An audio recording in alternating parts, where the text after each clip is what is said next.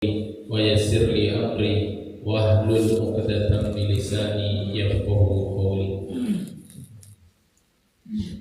Bapak-bapak, ibu-ibu, sehat sadaya? Alhamdulillah sehat. Puji syukur atas segala nikmat dari Allah Subhanahu wa taala yang masih melimpahkan rezeki, nikmat, karunia, hidayah, taufiknya kepada kita semua, sehingga kita bisa hadir di tempat yang semoga Allah muliakan ini, di rumahnya Allah, di tempat yang semoga Allah berkahi dan penuh keberkahan.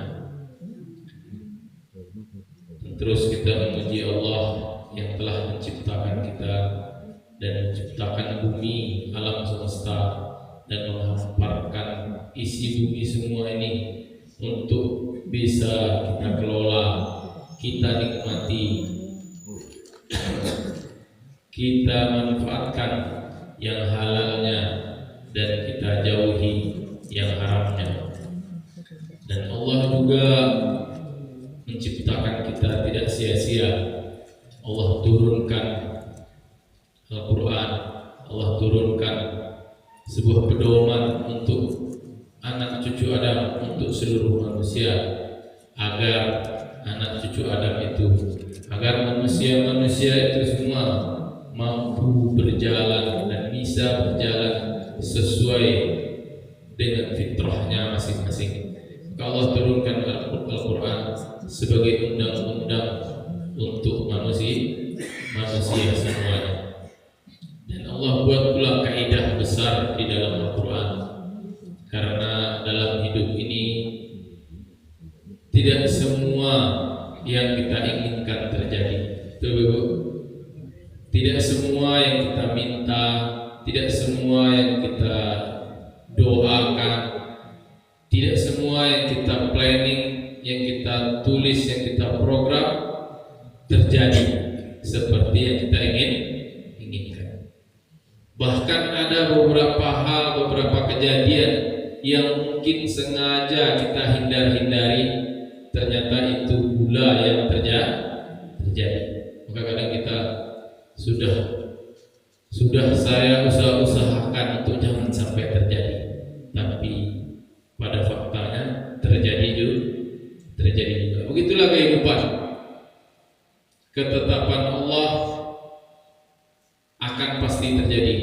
Keinginan kita ada yang terjadi dan ada yang tidak terjadi. Maka Allah buat sebuah konsep besar, Allah buat sebuah kaidah besar. Apa itu? Allah berfirman, wa asa an takrahu syai'a wa huwa khairul lakum, wa asa an tuhibbu syai'a wa huwa syarrul lakum, wallahu ya'lamu wa antum la ta'lamun. Apa kata Allah? Boleh jadi kalian membenci sesuatu, tapi itu sebenarnya baik di sisi Allah, baik sebenarnya untuk kalian. Dan boleh jadi kalian mencintai sesuatu, tapi padahal sebenarnya itu buruk untuk kalian. Dan Allah Maha mengetahui, sementara kalian tidak mengetahui. Inilah kaidah besar yang Allah buat untuk kita, agar kita sadar apapun takdir yang Allah tetapkan untuk kita, apapun takdir yang sudah terjadi, sebenarnya itulah yang terbaik bagi kita. Ujian, cobaan, musibah bertubi-tubi, namun pada akhirnya kadang manis di akhir. Jadi musibah 1, musibah 2, musibah 3, musibah 4, ketika ditambahkan kadang bukan sama dengan 4 musibah, bukan. Kadang musibah 1, musibah 2, musibah 3, musibah 4 ditambahkan, hasilnya bonus yang indah, bintang 5. Kadang seperti itu. Bukankah Nabi Yusuf itu sejak kecil sudah teraniaya? Di umurnya yang kecil dia sudah dihasadi, didengki sama saudara-saudaranya sendiri, sama abang-abangnya sendiri. Nggak tanggung-tanggung 10 orang sekali. 10 orang. Mereka berapa orang semua? 12. Dia sama adiknya Bunyamin saja yang sesuai fitrahnya. Yang lain membenci dan iri kepada Yusuf alaihissalam. Sejak kecil didengki sama abang-abangnya, kemudian dibuang ke dalam sumur, dibuka bajunya, karena baju ini nanti mau dibawa ke ayahnya, dikasih darah apalah supaya dibilang ini darahnya Yusuf bekas diterkam serigala. Dibuang ke dalam sumur, dibuka bajunya, sumur yang dalam, fi ghayabatil jubbi, di sumur yang dalam sekali sampai dasarnya tidak kelihatan. Dingin, Yusuf masih kecil. Akhirnya datang para musafir menimba air. Naiklah si Yusuf ke atas. Kata si musafir, ini baik kita bawa ke pasar, ini bisa kita jual. Yusuf dijual. Nabi Yusuf alaihissalam yang kemudian itu menjadi nabi, waktu kecilnya dia pernah dijual. Ada di antara kita yang pernah dijual ya? Belum ada ya? Dilempar ke dalam sumur, belum ada lagi. Nabi Yusuf waktu kecil sudah diterima itu, dijual, dijadikan budak, kemudian dibeli sama Imratul Aziz, kemudian dituduh lagi ingin memperkosa, kemudian dipenjara bertubi-tubi sejak kecil sampai dia dewasa. Tapi Yusuf tetaplah sabar. Ketika Allah berikan dia karunia, ketika Allah berikan dia kekuasaan sedikit di negara itu, kemudian dia panggil abangnya, dia berikan santunan, dia sayang, dan dia maafkan semua kesalahan abang. Dia masih ingat kesalahan abang-abangnya, bahkan abangnya lupa wajah dia. Betul dalam kisahnya, tak tahu dia kalau itu adalah Yusuf alaihissalam, adiknya. Lupa dia wajahnya, tapi Yusuf tidak lupa sama wajah-wajah abang-abangnya. Dan dia ingat betul wajah adiknya, wajah abang-abangnya, dan kesalahan-kesalahan semua dia ingat. Tapi Yusuf adalah seorang yang pemaaf, dia adalah seorang Nabi Allah, dia maafkan, dia berikan yang terbaik. Begitulah balasan Yusuf kepada abangnya. Dia berbuat baik kepada orang yang sudah berbuat jahat sama dia. Di dalam Islam itu namanya ihsan, berbuat baik. Di atas Islam ada iman, di atas iman ada ihsan. Anta'budallaha ka'annaka tarahu, fa in lam takun tarahu fa innahu yaraka. Kamu beribadah kepada Allah seakan-akan kamu melihat Allah. Kalau kamu tak sanggup melihat Allah, maka kamu harus yakin Allah selalu melihat. Dan salah satu ciri ihsan, ciri takwa adalah membalas keburukan orang dengan kebaikan. Karena kalau membalas kebaikan dengan kebaikan itu biasa. Semua orang tapi baik, tetap baik. Membalas kebaikan dengan kebaikan itu tetap baik. Orang antar kita makanan, kita antar dia makanan, itu biasa. Itu tetap baik. Orang pergi jauh, pulang bawa oleh-oleh, antar ke rumah kita besok pergi jauh, pulang bawa oleh-oleh, antar pulang ke rumahnya. Itu biasa, membalas kebaikan dengan kebaikan. Itu baik. Yang lebih baik lagi, dia berbuat buruk, kita antar kebaikan kepadanya. Dia gunjing, dia tetangga kita, dia gunjing kita, dia buruk-burukkan, dia fitnah kita masak rendang yang banyak, kita bagi dia sepiring besar. Bisa kayak gitu Bapak Ibu? Itu ihsan. Ngomongnya ringan, berbuatnya berat, ya kan? Ngomongnya ringan, saya pun ringan ngomongnya, belum tentu bisa melakukannya. Tapi itulah ihsan yang diajarkan Nabi. Betul Ibu? Bapak semua, Nabi mau sholat pernah ada orang yang benci sama dia, khusus sengaja setiap mau sholat naik ke atas atap rumah untuk meludahi Rasul, sengaja untuk meludahi Rasul setiap sholat. Namun ketika nggak ada yang meludahi, Rasul pun bertanya, ini kemana nih orang yang biasa meludahi saya ketika sholat, mana nih?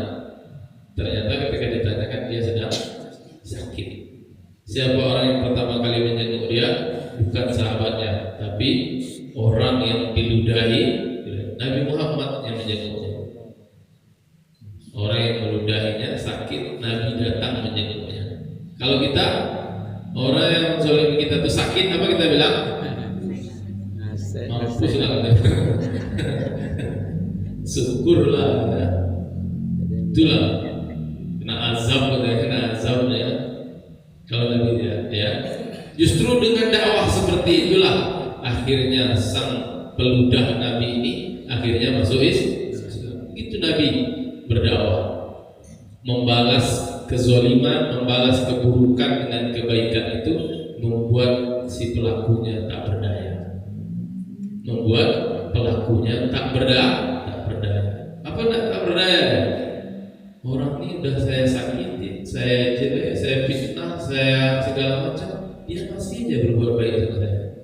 Emang murni kebaikannya dari dalam hati. Akhirnya dia pun kembali bertobat, tidak ingin melakukannya kembali. Tapi kalau keburukan itu dibalas terus dengan keburukan, maka yang terjadi adalah tidak habisnya. Bahkan itu bisa diwarisi sama anak-anaknya. Anak ini mewarisi anak ini terus. Dia bertetangga tapi saling bermusuhan. Padahal kata Nabi, "Fal yukrim jaro." Barang siapa yang beriman kepada Allah dan hari akhir, maka muliakanlah tetangganya. Kita harus bertetangga, harus sama-sama baik. Tersiksa kalau sama tetangga tidak baik-baikan, tersiksa. Maka Nabi bilang, al-jar qabla dar, tetangga sebelum buat rumah. Artinya apa? Pilih tetangga yang baik sebelum membuat rumah, biar enak hidup kita. Betul Bapak Ibu?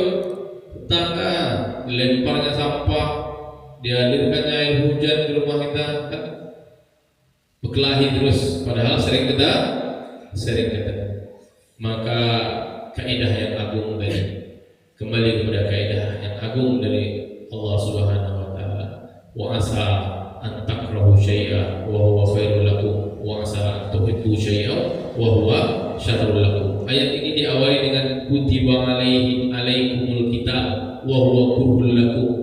Diwajibkan atasmu berperang, kata Allah. Diwajibkan atasmu berperang, wa huwa kurhul lakum, dan itu adalah hal yang kalian benci. Nah, ada orang suka perang, tentaranya suka perang, apalagi kita ya kan, pedagang yang nyangkul di sawah suka perang. Tak ada yang suka perang, tak ada yang suka yang berdarah-darah, tak ada yang mau susah-susah, panas-panas, melukai, membunuh, dibunuh, tak ada yang suka. Allah tahu, tapi Allah wajibkan. Allah tahu kalian tidak suka, Nabi dan para sahabat tidak suka perang. Tapi apa kata Allah? Boleh jadi yang tidak kamu suka itu adalah baik untukmu, dan boleh jadi yang kamu sukai, yang tidak berperang, pengen aman-aman saja, justru itu buruk untukmu. Allah mengetahui, maha mengetahui, sementara kalian tidak mengetahui. Ayat itu memang untuk perang, tapi pada kaidah asa an takrahu syai'a wa huwa khairul lakum, itu untuk umum. Semua yang Allah wajibkan yang tidak kita sukai, kata Allah, itu bisa jadi lebih baik untukmu, dan yang kamu benci itu malah justru itulah yang baik untuk. Termasuk juga takdir yang sudah Allah tetapkan untuk kita semua, harus kita yakini itulah yang terbaik untuk kita. Sebagaimana Yusuf yang sabar dengan ujiannya, sebagaimana ibunya Nabi Musa yang sabar menghanyutkan bayinya, Maka di awal ayat itu adalah tentang perang untuk berperang. Sebagaimana perang Badar. Perang Badar, perang pertama umat Islam itu adalah perang yang tidak diinginkan oleh kaum muslimin. Tidak diinginkan oleh kaum muslimin. Kama akhrajaka rabbuka min baitika bil haqq wa inna fariqam minal mu'minina lakarihun. Sebagaimana Allah keluarkan kalian dari rumah kalian, dari kota kalian Madinah menuju tempat peperangan yang kalian sendiri tidak menyukainya. Yujadilunaka fil haqqi ba'da ma tabayyana ka'annama yus'aquna ilal mauti wa hum yanzurun. Mereka mengira seakan-akan mereka digiring kepada kematian pada perang Badar. Bagaimana tidak? 300 orang melawan 1000 orang. Padahal pada waktu itu awalnya adalah ingin mencegah pasukannya Abu Sufyan. Abu Sufyan baru pulang bawa barang dagangan dari Syam menuju Makkah melewati pesisir-pesisir kota Madinah. Maka kata Nabi mendengar berita itu, wahai para sahabat, cegah Abu Sufyan, ambil hartanya sebagai harta rampasan perang. Mengapa harus diambil? Karena harta kaum muslimin yang ditinggal hijrah di Makkah dirampas sama orang-orang kafir Quraisy dan jumlahnya besar. Abu Sufyan ini dia berdagang, kebiasaan orang Arab itu berdagang satu kafilah, yang lain nitip barang. Jadi bukan dia calo atau dia toke dan dia beli barang di Makkah semua kemudian dia jual di Syam, bukan. Tapi orang Makkah menitip barang semua, nanti jualkan di sana, harganya bagi hasil. Itu namanya bisnis kaya bareng-bareng. Tapi kalau toke dibelinya sini semua, nanti dijual itu untuk dia semua. Betul Bapak ya? Jadi orang Quraisy itu terbiasa dari dulu seperti itu dia. Jadi kayanya bersama-sama. Dan kalau nanti dihadang orang, itu yang punya sama-sama. Karena di situ dulu zamannya masih sepi kan, sering dihadang orang, pembegal di tengah jalan.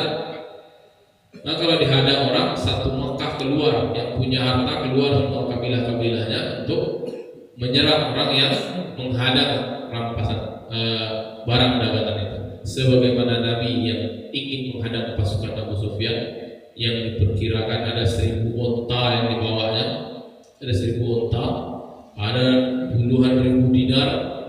Tapi ternyata Abu Sufyan tahu kalau kaum muslimin di Madinah ingin mencegahnya.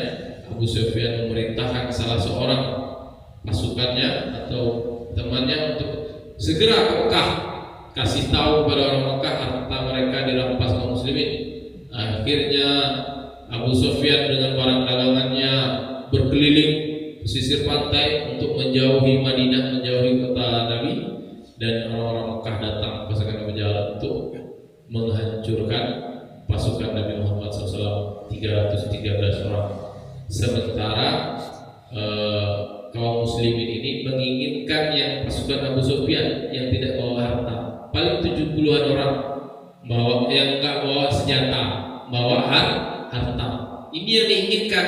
Kalau ini ketemu 70 enggak bawa senjata, kaum muslimin 300 senjatanya lumayan lengkap, tentu selesai cepat dan banyak dapat harta ghanimah, harta rampasan. Tapi ternyata Allah berkata lain, ya. Allah berkata lain, dan Allah pertemukan dengan pasukan yang bersenjata lengkap 1000. Ketar-ketir kaum muslimin, tapi Nabi Muhammad kuatkan kaum muslimin sehingga tetap terjadi peperangan dan akhirnya dimenangkan oleh kaum muslimin. Walaupun itu awalnya kaum muslimin tidak menyukai peperangan itu, tapi memang harus begitu. Allah menjebak mereka supaya mereka, karena itu peperangan pertama, Allah jebak mereka sehingga mereka harus berani, dan alhamdulillah dimenangkan oleh Allah Subhanahu wa taala. Maka puasa tadi boleh jadi kita benci, tapi itu adalah baik untuk kita. Boleh jadi kita suka, justru itu malah buruk untuk kita. Itulah kaidah besar dari Allah Subhanahu wa taala. Salawat dan salam kepada Nabi kita Nabi Muhammad sallallahu alaihi wasallam. Allahumma shalli ala Muhammad. Semoga kita menjadi salah satu umatnya mereka yang nanti mendapat syafaatnya. Nah, ketika para sahabat bertanya, wahai Nabi Muhammad SAW, bagaimana nanti kamu di akhirat mengenali umat-umatmu yang kamu belum pernah ketemu? Kata Nabi Muhammad, nanti aku mengenalinya di bekas-bekas wudhu mereka itu bercahaya. Di bekas-bekas wudhu mereka itu di jidatnya bercahaya, tangannya bercahaya, kakinya bercahaya, rambutnya bercahaya. Dari situ maka nasihatnya adalah perbaikilah wudhu kita sebelum sholat agar nanti di akhirat kita dikenali oleh Nabi Muhammad terang jidat terang. Ini umatku kalian dapat syafaatnya sampai gelap atau klip-klip kayak lampu apa itu mau mati dia kan, nanti ragu dia ini siapa nih, umat siapa lah dia kan. Harus jelas, wudhu juga harus jelas, harus belajar wudhu, harus lihat tata cara wudhu yang benar agar menjadi jelas bagi Nabi Muhammad SAW. Bapak Ibu yang dirahmati oleh Allah Subhanahu Wa Taala, dalam sebuah hadis Nabi bersabda dalam sebuah hadis, an Abi Abdillah Jabir bin Abdillah al-Ansari radhiyallahu anhu, anna rajulan sa'ala Nabi sallallahu alaihi wasallam faqala, dari Abdullah Jabir bin Abdullah al-Ansari bahwasannya seorang laki-laki bertanya kepada Nabi Muhammad. Laki-laki ini diketahui namanya adalah Nu'man bin Qawqal, sahabat Nabi sallallahu alaihi wasallam. Faqala, dia bertanya kepada Rasulullah, ara'aita idza shallaitul maktubat, wahai Nabi Muhammad, apakah apabila engkau melihatku melakukan sholat 5 waktu, wasumtu Ramadana, dan aku puasa Ramadan, wa ahlaltu halala, dan aku menghalalkan yang halal, wa haramtul harama, dan aku haramkan yang haram, a'adkhulul jannah, apakah aku masuk surga? Faqala Nabi, kata Nabi, na'am, ya, rawahu Muslim. Jadi adalah seorang sahabat Nu'man bin Qawqal. Dia adalah orang yang ikut dalam perang Badar, syahidah Badar. Dia ikut perang Badar, wa qutila fi ghazwati Uhud, dan dia meninggal dalam perang Uhud, syahid dalam perang Uhud. Apa dia bilang, ya Rasulullah, kalau saya sholat 5 waktu, saya puasa Ramadan, saya halalkan yang halal, maksudnya saya halalkan yang halal itu apapun yang halal saya kerjakan, apapun makanan yang halal yang saya makan, wa haramtul haram, dan aku haramkan yang haram, maksudnya yang haram aku tinggalkan, tidak aku makan, pekerjaan yang haram aku tinggalkan. Cuma itu saja. A'adkhulul jannah, apakah saya masuk surga tanpa harus masuk ke neraka dulu, tanpa hisab, tanpa dicuci di neraka? Kata Nabi, na'am, ya. Maka dari sini para ulama menjelaskan bahwa sebenarnya potensi kita untuk masuk surga itu tidaklah sulit, tidaklah terlalu sulit. Hadis ini menunjukkan kepada kita bahwa semua kita bisa masuk surga, walaupun surga itu mahal, tapi orang tak punya duit bisa masuk surga, dan orang banyak duit belum tentu bisa masuk surga, karena dia bukan dibeli dengan harta. Dan hadis ini juga menunjukkan bahwa Rasulullah menyuruh kita untuk meminta surga. Wa iza sa'alta, kalau kamu minta, fas'alil firdaus, maka mintalah surga firdaus. Fa innahu a'la, karena surga firdaus itulah surga yang paling tinggi. Tapi perhatikanlah, di sini disebutkan saya cuma puasa sama sholat, tidak ada zakat dan tidak ada apa di sana? Haji. Nah, cuman saya sholat dan saya puasa, haji dan zakat tidak ada. Kenapa? Kata para ulama, kemungkinan besar dia bukanlah orang kaya sehingga dia tidak memikirkan zakat. Kemudian kenapa tidak ada disebutnya haji? Karena dia baru di awal-awal Islam. Baru di awal-awal Islam. Haji itu ada di syariatnya dulu di akhir-akhir Islam. Sementara laki-laki ini berada di awal-awal. Artinya apa? Yang baru diwajibkan sholat dan puasa. Dan benarlah dia memang syahid di perang Uhud. Perang Uhud itu perang kedua setelah perang Badar. Baru-baru Islam. Dan kenapa Nabi tidak menyarankan kepada dia amal-amal soleh yang banyak, amal-amal sunnah yang banyak? Kenapa Nabi tidak menyarankan kepada dia? Kenapa Nabi cuma bilang iya saja? Maka kata para ulama menjelaskannya, si Nu'man bin Qawqal ini adalah orang yang baru masuk Islam. Dia baru masuk Islam. Nah, orang yang baru masuk Islam belum mengerti banyak, cukup dia mengerjakan yang wajib, meninggalkan yang haram, selesai. Cukup itu saja, tanpa Nabi menyebutkan sunnah-sunnah yang lain yang tentu akan memberatkan dia karena dia baru masuk Islam. Nah, maka dari situ kesimpulan para ulama bahwa mengerjakan yang wajib dan meninggalkan yang haram itu adalah asas pertama untuk terhindar dari neraka dan Allah masukkan ke dalam surga. Nah, cukup itu saja. Kerjakan yang wajib, tinggalkan yang haram. Dan yang wajib yang pertama disebutnya adalah sholat 5 waktu. Karena memang sholat 5 waktu adalah wajib di antara yang paling wajib. Awwalu ma yuhasabu bihil abdu yaumil qiyamah as-shalah. Awal pertama nanti yang akan dihisab di hari kiamat itu adalah sholat. Kalau sholatnya baik, maka amal-amal yang lain nanti akan dihitung baik. Tapi kalau sholatnya sudah tidak diterima, maka yang lain akan diterima. Itu kuncinya. Sholat kuncinya. Makanya Allah, Nabi sering dalam ayat dan hadis memerintahkan untuk menjaga sholat. Hafidhu ala sholawati was sholatil wusta wa qumu lillahi qanitin. Hafidhu, jaga-jagalah terus.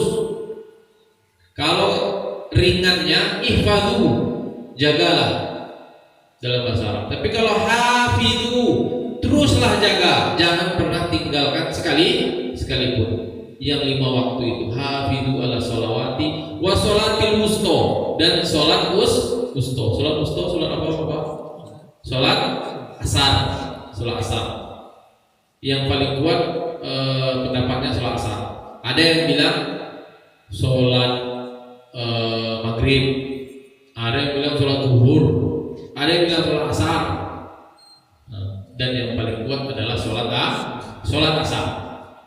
Di situ disebutkan wasolatil wusta, jagalah sholat yang 5 waktu ini dan jagalah sholat wusta, sholat asar. Sholat asar ini termasuk di antara yang 5 waktu.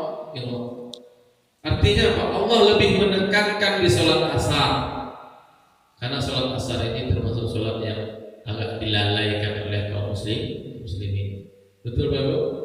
Ya, waktunya agak sore-sore gitu. Selesai capek kerja, kadang suka menunda. Orang-orang munafik dulu di zaman Nabi suka menunda sholat asar sampai menjelang sholat maghrib. Menjelang azan baru dikejarnya sholat. Ini ciri-ciri orang munafik. Maka orang yang rajin mengerjakan sholat 5 waktu, apalagi berjamaah di masjid, dia akan terhindar dari sifat-sifat kemunafikan. Kenapa? Karena orang-orang munafik itu adalah orang-orang yang pura-pura. Kalau sesekali bisa dia pura-pura, betul Bapak? Kalau 5 kali setiap hari bisa dia pura-pura terus. Capek dia, ya kan? Bangun subuh itu Itu sholat yang paling berat bagi orang-orang munafik. Maka dia terhindar dari sifat-sifat orang munafik. Wa sholatil wusta wa qumu lillahi qanitin.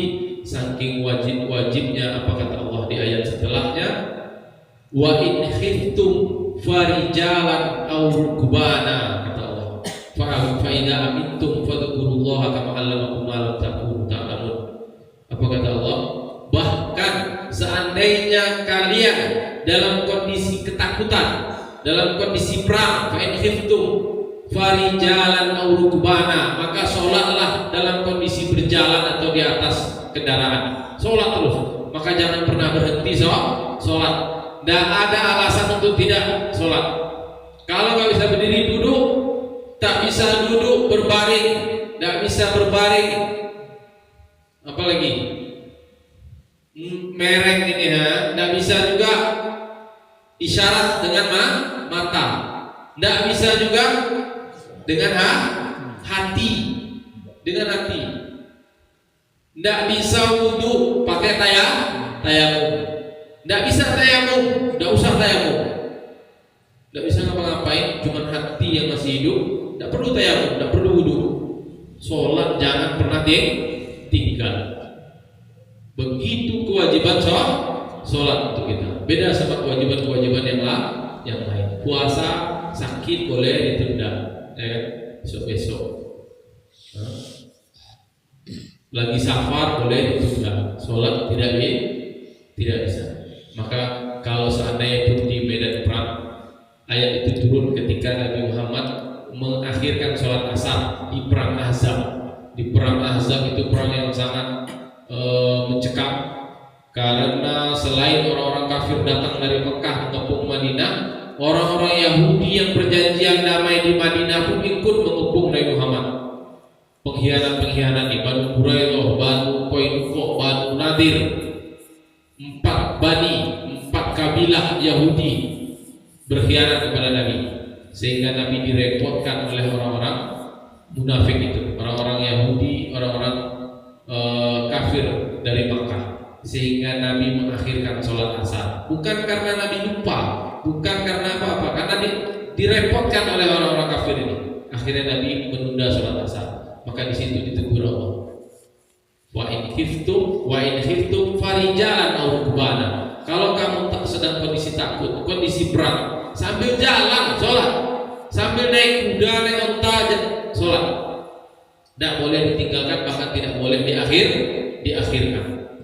Maka pada sholat fa in khiftum itu sholat khauf. Sholat khauf itu sholat yang dalam perang. Sholat dalam perang itu ada 2 macam. Sholat yang kondisinya perang, tapi perang tidak berkecamuk, cuma kondisi masih mencekam, tapi perang tidak berkecamuk, maka sholat khauf dia ada 8 tata caranya, macam-macam. Yang makmumnya berdiri, nanti shaf kedua sujud, shaf pertama ikut rukuk sujud sama imam, shaf kedua masih tetap berdiri. Shaf depannya nanti berdiri, shaf 2 yang ikut rukuk sujud sama imam, berganti-gantian. Imam selesai, yang mereka ini masih meneruskan sholat. Dan ada 7 macam cara lain dalam sholat khauf. Tapi itu ketika perang tidak berkecamuk. Ketika perang sedang berkecamuk, waktu sholat masuk, maka ketika sedang menembak-nembak itu sholat. Sambil berjalan, sambil berlari, sambil nembak, sambil merudal, sholat. Itu yang disebutkan wa in khiftum farijalan aw rukbana, baik sambil jalan ataupun sambil naik kendaraan. Saking tidak boleh ditinggalnya sholat itu. Maka bagaimana cerita orang yang duduk-duduk sambil ngopi, menghabiskan rokoknya, dan dia meninggalkan sholat, bahkan menjawab azan pun dia nggak sempat, sambil nonton TV, sambil menghabiskan snack-snacknya, rokoknya sebab tinggal setengah batang, dia mau habiskan itu dulu untuk meninggalkan sholat. Padahal kata Nabi, man taraka sholat al-asri habitu amaluhu. Barang siapa yang meninggalkan sholat asar, maka terhapuslah amalnya. Barang siapa yang meninggalkan sholat asar, ini hadis sahih, habitu amaluhu, maka terhapuslah amalnya. Kata Imam Ibnu Qayyim al-Jauziyah ada dua maknanya. Kalau dia meninggalkan sholat asar sering, semua amalnya terhapus. Kalau dia sering meninggalkan sholat asar, semua amalnya terhapus. Itu baru sholat asar. Tapi kalau dia meninggalkan sholat asar satu hari itu saja, maka amalan satu hari itu terhapus semua. Begitu sampai ditekankan dalam ayat itu, hafidu ala sholawati wa sholatil wusta wa qumu lillahi qanitin. Allah ingatkan tentang sholat asar, jangan sampai ditinggalkan sembarang dan berdiri kepada Allah dengan khusyuk.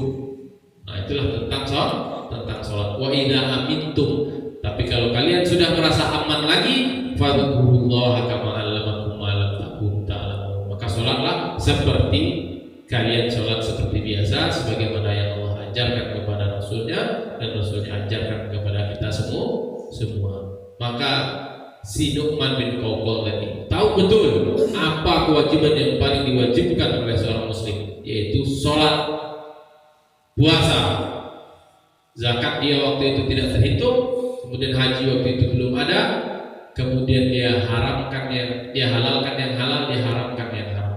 Benar-benar karena Allah, bukan karena yang lain-lain. Ada orang yang meninggalkan haram bukan karena Allah, tapi karena tidak sehat, ya kan? Saya nggak minum khamar, nggak minum tua karena tua tidak sehat, ya kan? Bukan karena Allah. Maka seperti ini tidak dapat pahala. Dia terhindar dari penyakit saja. Tapi maksud dari Nu'man bin Qawqal ini adalah dia kerjakan yang halal, dia jauhi yang haram. Itu memang benar-benar karena Allah, bukan karena yang lain, bukan karena kesehatan, bukan karena sakit, bukan karena dia jijik, bukan karena dia tidak suka, tapi benar-benar karena Allah Subhanahu wa Ta'ala. Dan hadis ini terkait sama ayat 32 di surat Al-Fatir. A'udzubillahi minasyaitonirrajim. Tsumma awrasna kitabal ladzina istafaina min ibadina. Dalam surat Fatir ayat 32 Allah berfirman, kemudian kami warisi kitab ini, Al-Qur'an ini, alladzina istafaina min ibadina, untuk hamba-hamba kami yang terpilih, untuk hamba-hamba kami yang pilihan. Fa minhum zalimun li nafsihi wa minhum muqtasid wa minhum sabiqun bil khairat. Kepada tiga kelompok dari hamba-hamba kami, kata Allah. Siapa mereka? Zalimun li nafsihi. Kelompok yang pertama adalah orang-orang yang menzolimi dirinya sendiri, menganiaya dirinya sendiri. Apa maksudnya? Kata para ulama, zalimun li nafsihi ini adalah orang-orang yang dia mengerjakan kewajibannya, tapi dia juga mengerjakan yang haram, dia juga mengerjakan dosa, dia juga mengerjakan maksiat. Ada bapak-bapak ibu sini, dia sholat juga, tapi yang haram juga. Ada yang kayak gitu? Ada, ya kan? Dia yang dosa dia juga STMJ kata orang. STMJ, sholat terus maksiat jalan. Bukan susu STMJ, susu telur jahe. Itu minuman orang Jawa ya.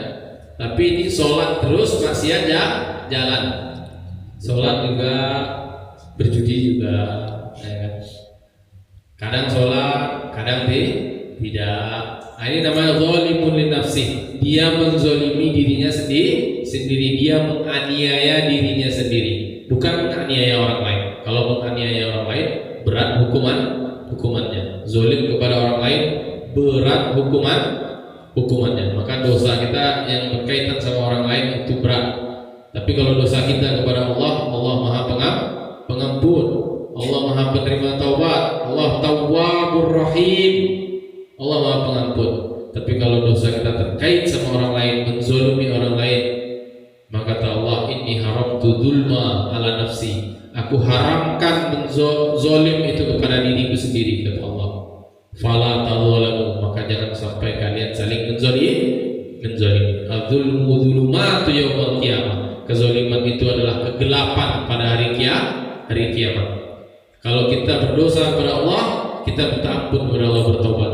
Tapi kalau kita berdosa kepada manusia, belum tentu manusia itu maafkan. Kalau tidak mau dia memaafkan, maka dia berhak nanti memintanya kepada Allah ketika di hari persidangan. Bisa dia minta pahala kita, atau kalau udah tidak punya pahala lagi, dosa orang itu pindah ke kita.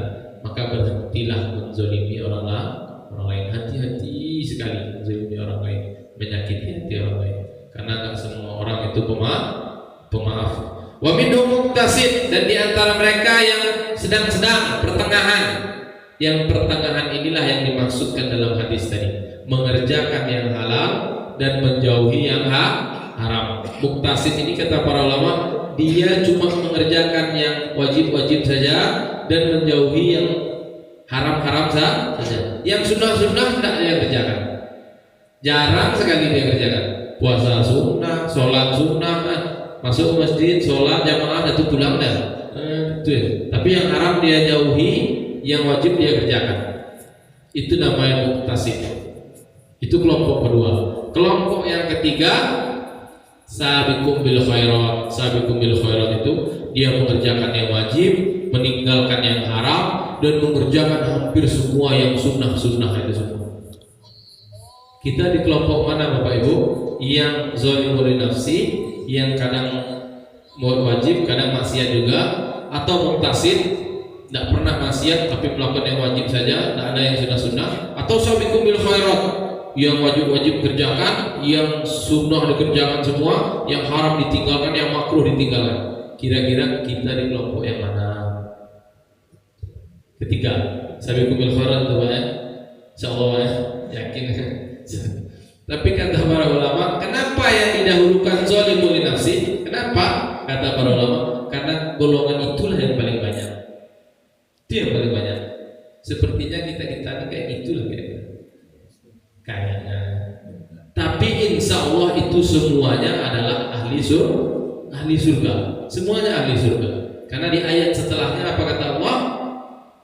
Jannatul adn yadkhulunaha. Jannah Aden, surga Aden yang akan mereka masuki semuanya nanti.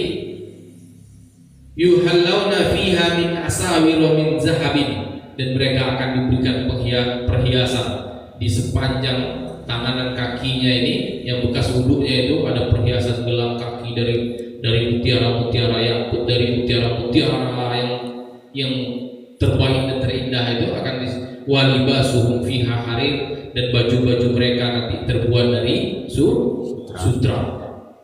Bukan mereknya sutra, memang baju itu sutra. Kalau mereknya aja sutra harga 30.000, bukan sutra. Mereknya aja sutra. Ini memang betul-betul baju terbuat dari sutra yang halus, yang enak dipakai.